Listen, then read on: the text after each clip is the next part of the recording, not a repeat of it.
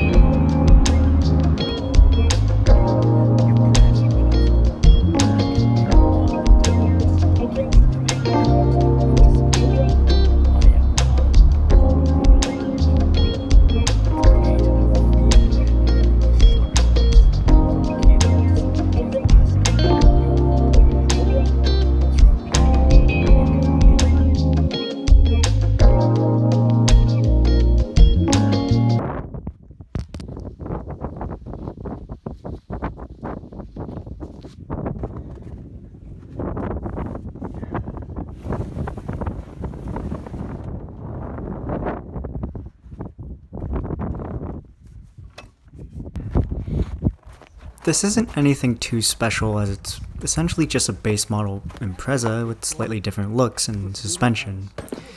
But regardless, it just seemed like an opportunity that I couldn't pass up on. However, before we could load it up onto the trailer, I needed to get it out of this barn.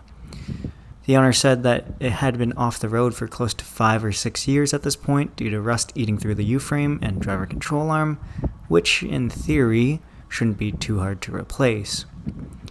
On the downside, it had been sitting outside for most of that time, and they moved it inside only the year prior. They said that it did start when they did so, and was moving under its own power, but one of the brakes was seized, and a line near the transmission started spewing out transmission fluid. Otherwise, everything else looked to be in decent condition. I may have jumped the gun and naively assumed that the leak was coming from the power steering system coming straight off the Baja, and Subarus use ATF for that as well, and it could also explain the spring problem as it's a pressurized system. The plan was to temporarily bypass the power steering pump using a much shorter belt, one that just went from the crankshaft to the alternator, and that seemed to work perfectly well. After checking all the fluids were good, siphoning whatever leftover gas was in the tank and putting new stuff in, I could get the car started. After a bit of work. So far, so good. That ticking noise was mentioned prior to seeing the car in person, and apparently it's been with it since it first rolled off the lot. So for now I won't put too much thought into it, and we'll ignore it.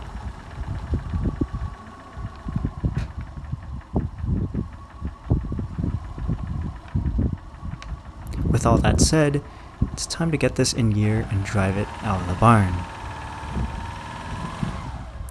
This is it in gear. Yeah. There wasn't really much else that we could do, and it was quite worrying not being able to drive it. So without a lot of forethought, I decided to just see what happens while revving the engine. being careful not to redline, of course, after its long slumber, and surprisingly, the car started to lurch forward. It was clear at this point that the transmission was struggling for one reason or another, and I assumed it was because of the seized brakes. So with a couple of hands, the car was pushed out just enough to get a floor jack under the car and start unseizing the rotors. It wasn't really hard to see why it was like this now, as after taking off the wheels, I saw that they were, in fact, drums. Fantastic! A bit of finagling was all it took to free the drum, and for now we can set it aside. It's a bit more risky now, but with the amount of rust on there, I don't think it will change much in terms of braking power. And now that the car was on the white snow, we could clearly see all the red. The problem may have been with the transmission as well, after all. Luckily, I also accounted for this happening, and as it stands, it seems like a slow leak. But that would certainly be enough to cause the sloppy transmission. Automatic transmissions found on this generation of Subaru use clutch packs to engage to transfer power to the drivetrain. In order to engage properly, automatic transmission fluid runs through the system, relying on pressure to push the clutches together. A leak, and in this case one that is spraying fluid everywhere, means that the transmission is unable to generate sufficient pressure to engage the clutch packs. Which explain why this particular one only worked once enough RPMs were built, as pressure gained from that would overcome what was being lost. At this point, it was starting to get late and we needed to start heading out. So, topping up on ATF for now gets it on the trailer and strapped down. It was time to make the journey home.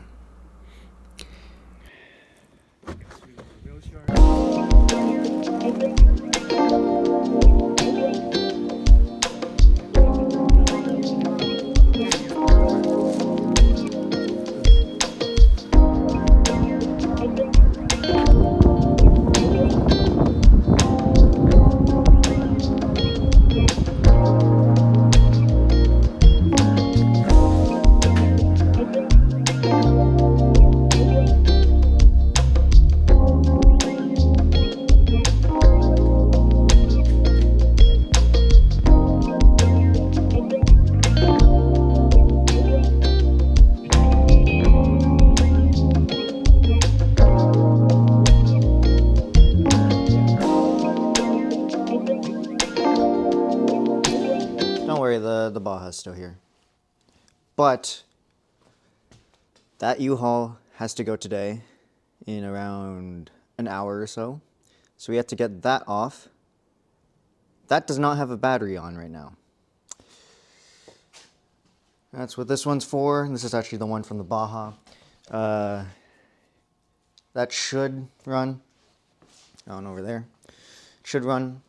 But we have to see, we have to put it in, and hopefully it turns over. I also need to get the keys. That's what I forgot.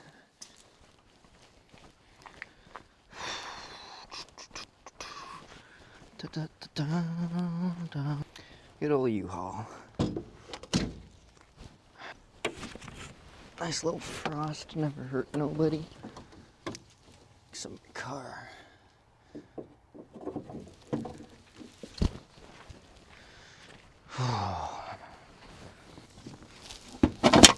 Oh,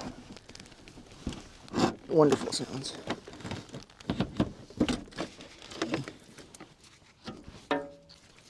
Everything should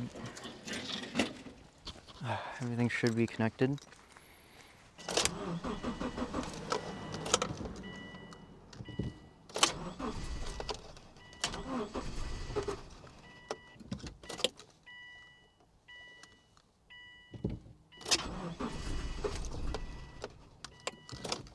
Come on.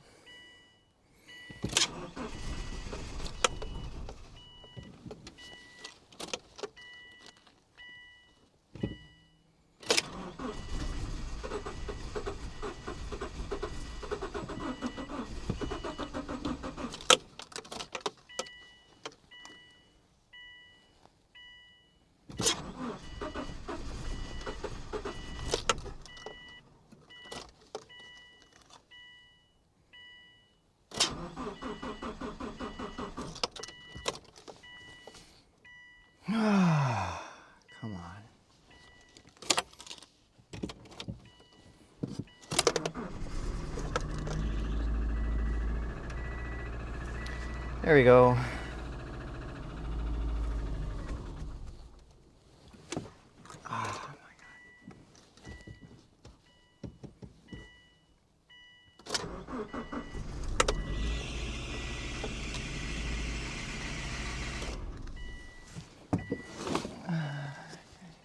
Something slipping.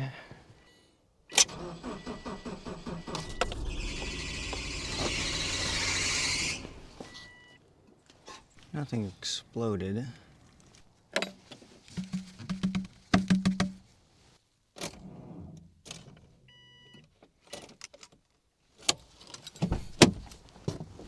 this is just slightly annoying. That battery is dead. I gotta wait again. Anyways, so when I got this car, one of the problems that I thought was happening was with the power steering. I'll get into that later. But anyways, we did a bypass, so we had a shorter belt.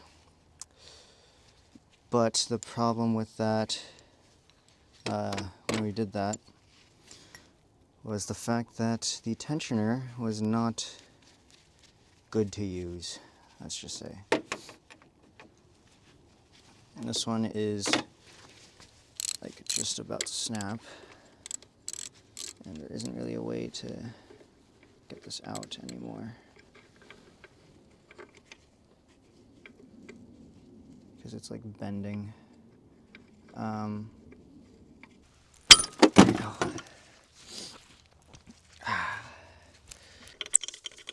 And I wish I had power tools.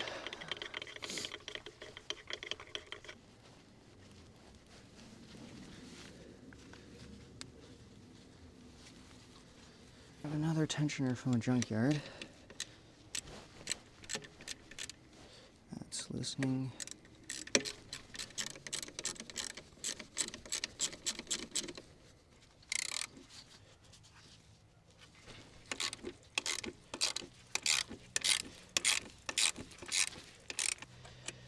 And lock.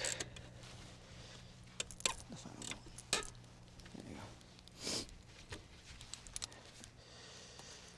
Anyways, that should be good. That should be set. That should be set. So let's get the battery checked and hopefully in.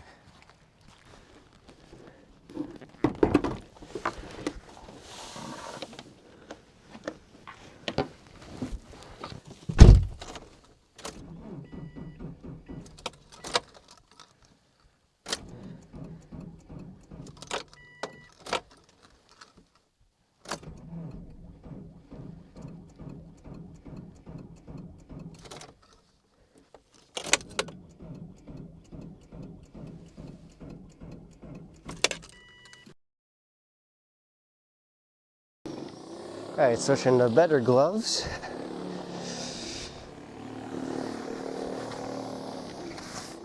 Now, are these frozen? Nope, we're good. Now that it's back home, what exactly is wrong with this thing? Well, we've already established that there's a problem with the transmission and rear brakes. But on top of that, the fuel door release cable rotted away, the hood latch won't latch, there's most definitely a hole in the control arm, and the U-frame is there in spirit. The passenger side rear brake line was also cut and pinched at some point for some unknown reason, and, as per usual, rust. Not nearly as bad as the Baja, but still there. If you couldn't tell by now, there's quite a bit of snow in the way. So, working on the interior seems like the way to go. Let's get access to that release cable, shall we? So all these are going to be going on the Baja now. Just to get them out. So stuff like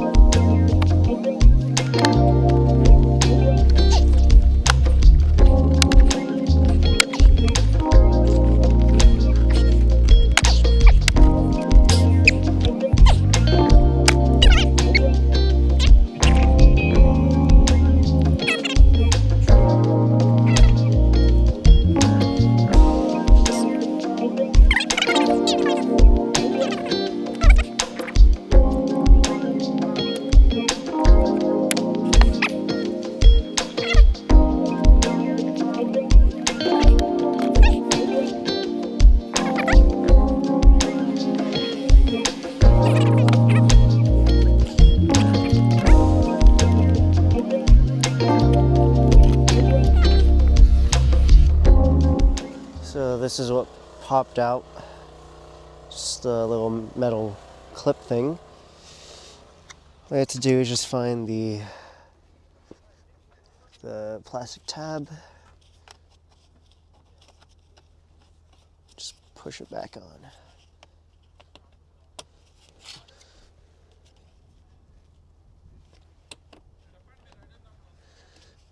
Are you kidding me?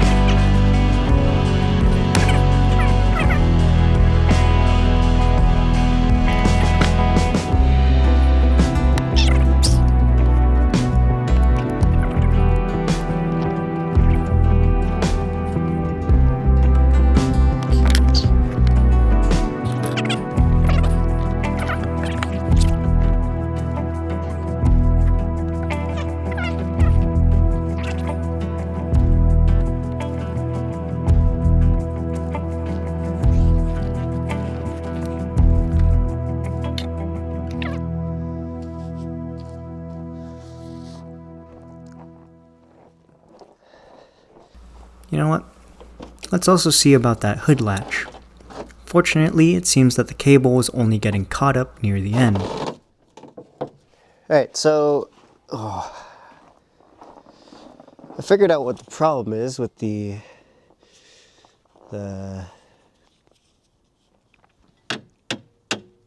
hood latch. So first just thought it was jammed, but if you just apply a bit of pressure, this mechanism works. The part that actually latches down and locks it into place. Now the part that's not working is further back. Don't know if you can see. this little plate here. It's kind of hard to tell what I'm pointing at, but let's see if I can. Anyways.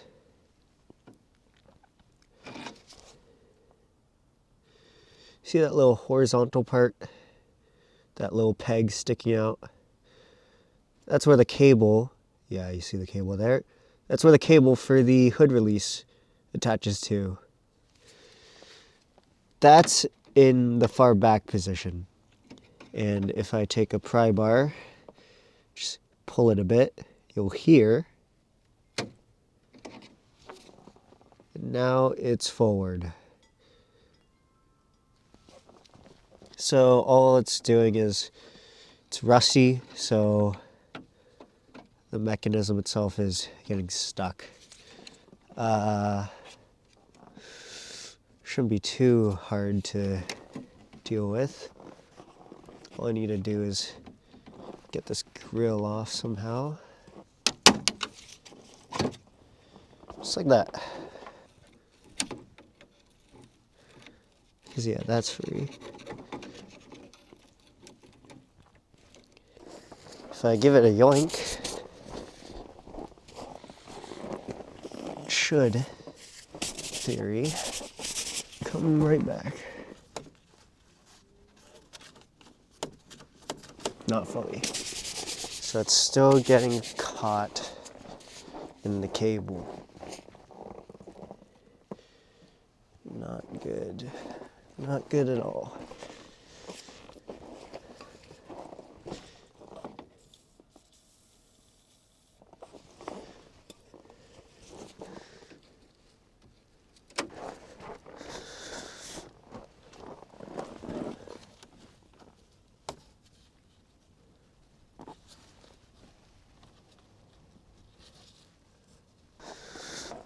But I'd rather not. Kind of a pain.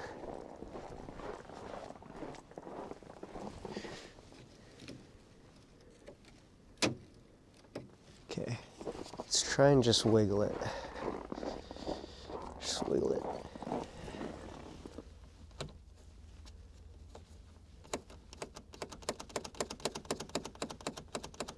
Slowly build it up.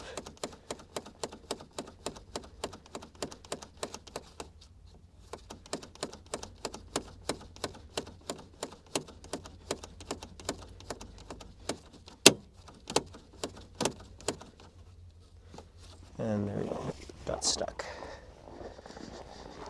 So, it seems to go most of the way. Until like the final little bit it gives.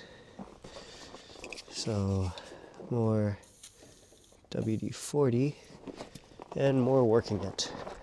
So working it back and forth with some penetrating fluid frees that right up. But if pulled too far, it still sticks a bit. It'll have to do for now. Slide it into place.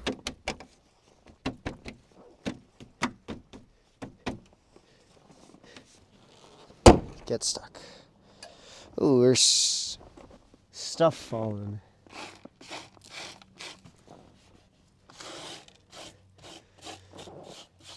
Probably whatever this bumper is connected to. That essentially just confirms my... Okay. Next up are the brakes. I know that the front ones work at least, so I'll focus on the rears for the time being. And it appears that these backing plates are still usable, which makes my life a million times easier. With this amount of rust and for its age, it's a good idea to replace the brake cylinders as well.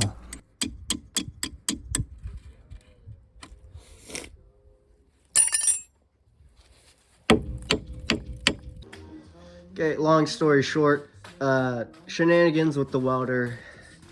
Had to bring it all the way out here. Set up that little dinky little welding curtain. But hey, Both of the bolts are out. Yeah, I just built up some more metal and then got one of these bolt extractors to work on it. Just want to build up a bit more surface for it to grab onto. It doesn't need to be pretty, since it's a weld, it's going to be strong. So this thing is loose. I just need to wrestle with the old clips because these are held on by metal clips, and if you couldn't tell, it's very rusty. So I'm gonna see if I can salvage those clips. If not, zip ties will probably do the trick.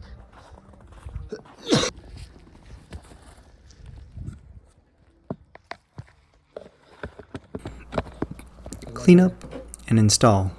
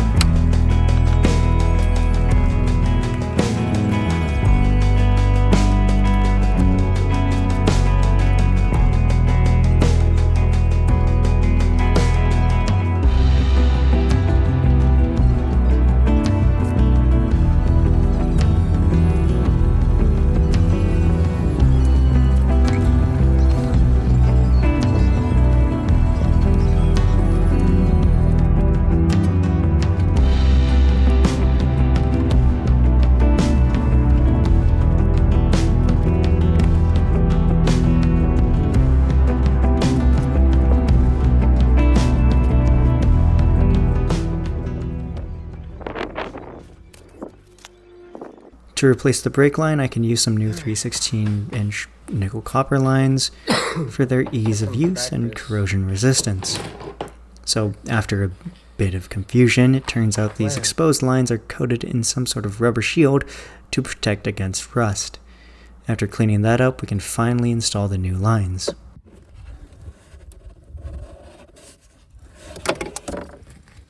There you go. There's your line.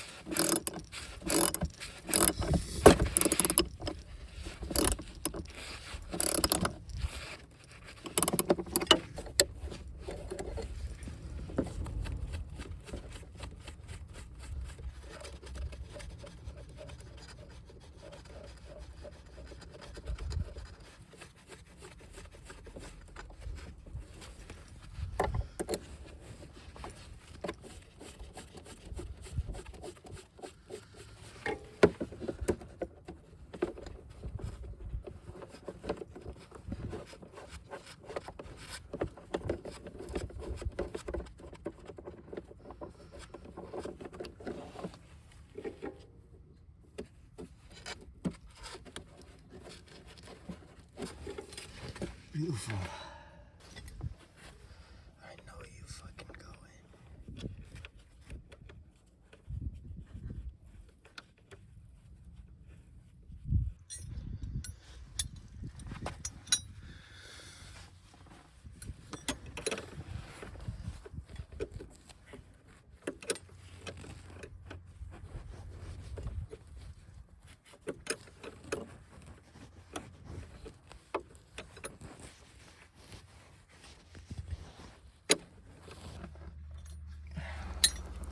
All that's left to do is bleed the brakes, and doesn't seem to be getting any better, but fluid is definitely going into the system. Ah, one of the lines burst. Great. If I want to go through the OEM path, I need to pull the gas tank, because Subaru. Yeah, no. Instead of creating more problems, it's much easier to continue the line from inside and go out through the floor at a different spot. After a bit of work,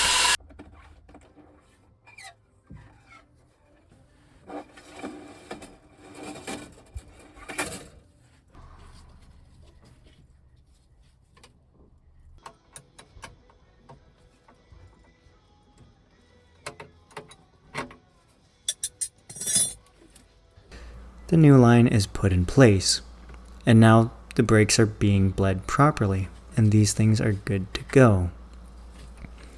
A closer look at the engine reveals exactly where the leak is coming from. One of the cooling lines coming out of the transmission is leaking, and referring to service manual show that it should be this one right here.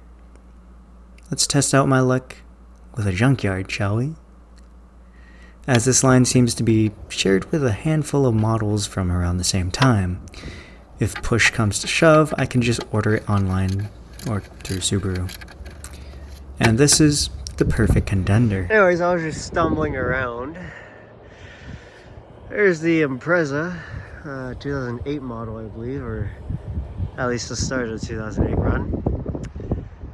This thing is a 2000s legacy. I'm eyeing up those rims.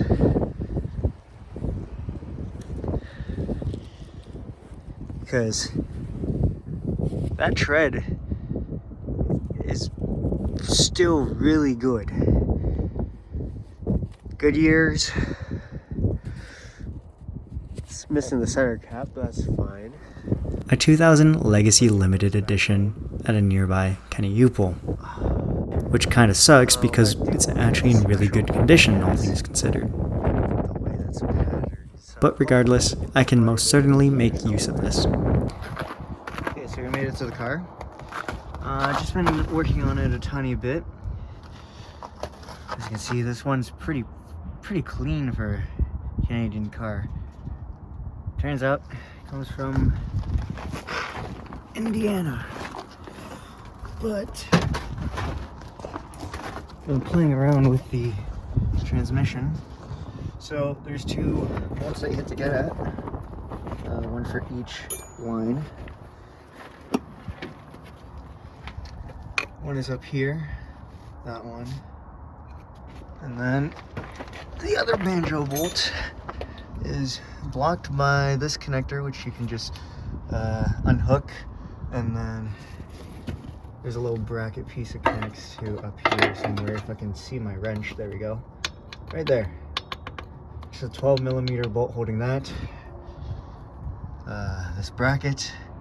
And then you can just swing it out to the side. Can't pull it out fully because it's blocked by another connector wire. But that gives you just enough room. Can't really see it, but just enough room to reach the other banjo bolt roughly where the wrench is. And it doesn't seem to be tight. So it's a bit awkward if you're using just a regular wrench. If you can get one that has an angle, that would be best. But this one is just flat. But there's still enough grip. Better focus on it, yeah.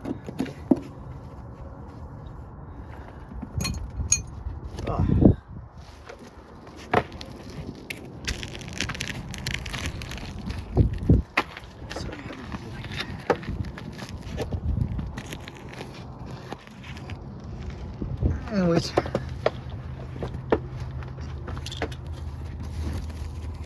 Oh, there you go. You get just enough grip to get on that.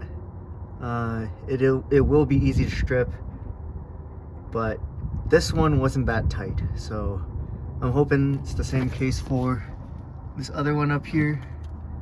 I'm gonna loosen both of them and then loosen the bracket piece that's holding it. Should be like a 14, it seems, and then we'll be good. These two banjo bolts are 19mm ones, and they are different, so keep track of that. Alright, it's been about 1 hour, 1.5 hours, and both lines are out. It was a bit tricky, but what you can do is take out the long one that connects over there to the back, and then take out the dipstick for the transmission. It's just held on by a 14mm bolt across the housing right there, and then you can just slide it out. Make sure to take out the dipstick so that you can, because it doesn't really even go that far deep into the transmission, but the dipstick is going to get caught otherwise. But once you get that out, you'll be able to just fiddle with the long, I believe it's the return hose, could be wrong, but yeah, you'll be able to feed that out, and then you'll have plenty of access space for the short one, which is not a 19mm like I thought. That one's a 19mm. This one is a 21mm because it has a spring inside of it. It needs to be a bit bigger. And yeah, the hoses, you can take them off. They are held on by clamps that have an 8mm hex on them, but a lot of the times it's just going to be stuck. So to save time, I just cut them, and I was able to get that one out. You got the 14mm right there, bracket holding it in. You can take that out immediately or leave it on, doesn't really matter.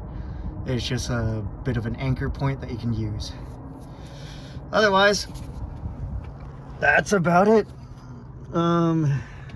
I'm getting ready to get out of this place because here are our lines. Yeah, I'm keeping all the bolts, banjo bolts, and the crush washers just in case. As you can see, I just cut the lines. These are spinning freely, but the rubber hoses are just stuck. Got the long one, the short one, all in very good condition. And all that's left to do is get these checked out. I'm gonna close the hood just so that's not exposed to the elements, and we should be good to go. Okay, so whoa, that was a very successful trip. We were able to get everything that we needed, both lines, so the one that is broken and the one that we could replace if we needed to. Right now I'm on my way to Princess Auto just to get a 21mm wrench because that's what the other banjo bolt is. And yeah, we should be able to get it started today sometime. I do have something planned at 4, but it is only 11:24. If you can see that. I don't know. Anyways, it's only 11:24. Gives us plenty of time to actually do stuff. And seeing that took around like one maybe 2 hours just because of how finicky it was. It should be quicker now that I know what I'm doing, roughly. And yeah, we'll see how it goes. Hopefully by the end we'll be able to actually test drive it, because that would be annoying if we couldn't. As it stands, let's head to Princess Auto. Alright, so I'm back from the store and we got a bit more than I was expecting. Got this for the shop. Just keeping it.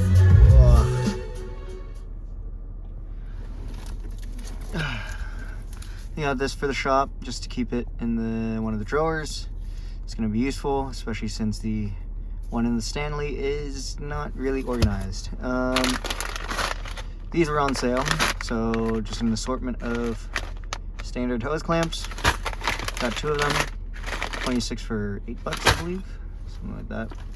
And then, of course, good old 21mm wrench. I need that because the one I used was a 22, which isn't the size, and I finished it off by just using some pliers to unscrew the bolt. It worked, but this is going to be better. Alright, let's get on with it. Back at the house, I can start swapping out the line. Following the same process as back in the junkyard, the line that needed replacing went swimmingly. But the same couldn't be said for the other. The dipstick tube was just too stuck in there, and it prevented me from getting to the last banjo bolt, although it seems in fine condition for now, so I'll just leave it as it is. Time for the moment of truth.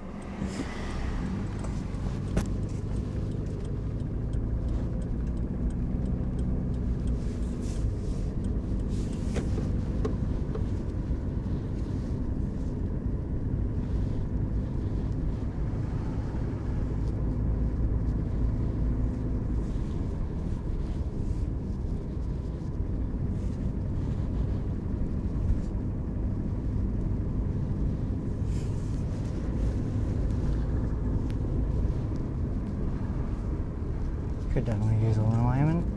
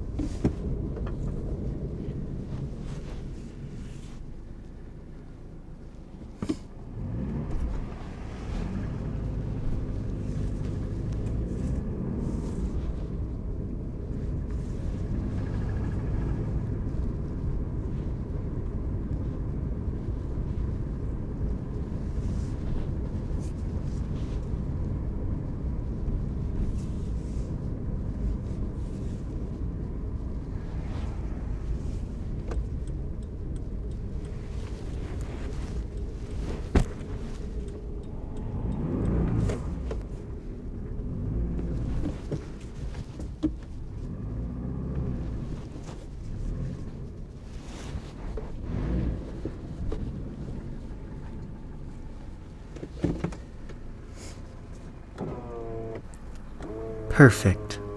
All seems well, and the transmission doesn't seem all that bad. There we go. Brakes could be adjusted a bit more, as the rear ones don't seem to be biting all too well. But that won't take long. The ride is a bit bumpy, but we'll get around to that when we deal with the the control arms, and if you notice that the transmission is still struggling a bit, I fixed that later on in another episode, Honestly, cannot tell. as I realized then that I didn't put nearly enough transmission fluid. But for now, as it stands, I can say that the transmission feels good. It feels fine. So don't worry about it. Yeah. If all is well, I can just throw on the old belt to reconnect the power steering system and test that at the same time. Alright, it seems a bit rough and... Something's leaking. Oh no.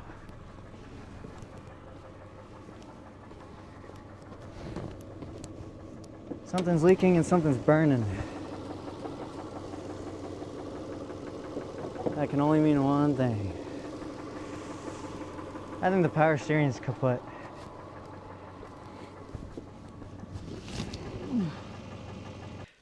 Time to go hunting for leaks. Oh my goodness gracious.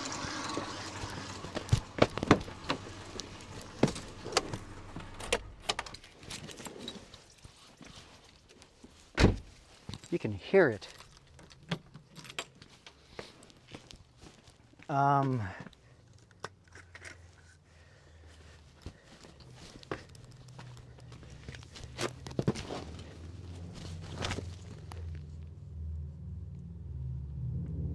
So something terribly went wrong.